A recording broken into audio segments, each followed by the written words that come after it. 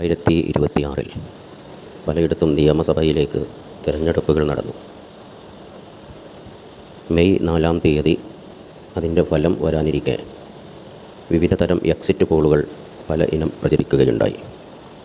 Exit പോളിൽ ആശ്വാസമുള്ളവരും ദുഃഖിക്കുന്നവരും രാഷ്ട്രീയ പാർട്ടികളിലുണ്ട്.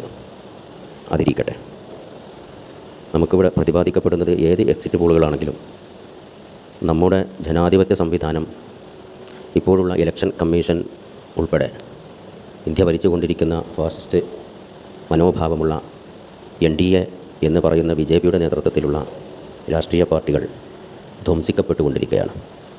ജനാധിപത്യം ധ്വംസിക്കപ്പെട്ടാൽ അവിടെ എക്സിറ്റ് പോളുകളുടെ പ്രസക്തി എന്താണ്?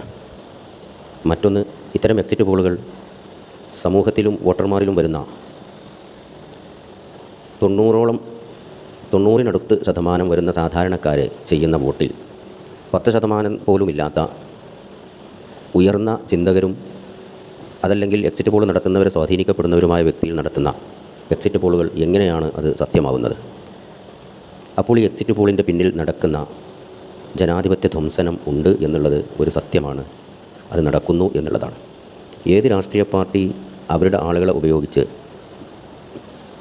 അന്വേഷണങ്ങൾ നടത്തുന്നുവോ അവർ നൽകുന്ന വിവരങ്ങൾ രേഖപ്പെടുത്തുകയും ശേഖരിക്കുകയും ചെയ്യുന്ന ആ എക്സിറ്റ് പോളുകൾ, അതും ജനാധിപത്യ സംവിധാനത്തെ ഇല്ലാതെയാക്കുന്ന ഒന്നാണ്. ജനങ്ങൾ നൽകിയ വോട്ട് വളരെ രഹസ്യമാണ്. അവർ ചെയ്യുന്ന സമയത്ത് അത് അവ്യക്തമാക്കാൻ പറ്റുന്നത് പോലെ തന്നെ വോട്ട് രേഖപ്പെടുത്തിയതിൻ്റെ ശേഷവും സമ്മതിദായകൻ അവൻ ഏത് ചിഹ്നത്തിൽ അല്ലെങ്കിൽ ഏത് പാർട്ടിക്ക് വോട്ട് രേഖപ്പെടുത്തിയെന്ന് അന്വേഷിക്കുന്നതും ആ അന്വേഷണത്തിന് വെളിപ്പെടുത്തുന്നതും ജനാധിപത്യ ധ്വംസനം തന്നെയാണ്. അപ്പോൾ ഈ എക്സിറ്റ് പോളുകളും ഇപ്പോൾ നടമാടിക്കൊണ്ടിരിക്കുന്ന ജനാധിപത്യത്തിൻ്റെ ധ്വംസനത്തിൻ്റെ ഒരു ഭാഗം തന്നെയാണ്.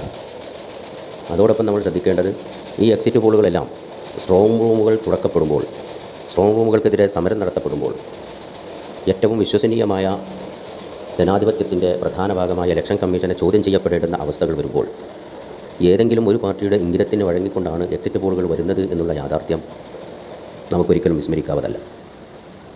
അവർ ധ്വംസനം നടത്തിക്കൊണ്ടിരിക്കുന്ന കള്ളവോട്ടുകളുടെ അടിസ്ഥാനത്തിലാണ് ഈ എക്സിറ്റ് പോളുകൾ. അപ്പോൾ ഈ എക്സിറ്റ് പോളുകളിൽ ചോദ്യം ചെയ്യപ്പെടുന്നവരും അന്വേഷിക്കപ്പെടുന്നവരും തീർച്ചയായിട്ടും ഒരുപക്ഷേ ഈ കള്ളവോട്ടിന് കൂട്ടുനിൽക്കുന്നവരോ അല്ലെങ്കിൽ അതിൽ പങ്കെടുത്തവരോ അതിനെക്കുറിച്ച് വ്യക്തമായ ധാരണ ഉള്ളവരോ ആയിരിക്കാമെന്ന് ഒരു ജനാധിപത്യ രാജ്യത്തെ മെമ്പർ വിചാരിക്കുന്നതിൽ ഇപ്പോഴത്തെ ചുറ്റുപാടനുസരിച്ച് ഒരു തെറ്റും പറയാൻ ആവില്ല എന്നുള്ളതാണ്.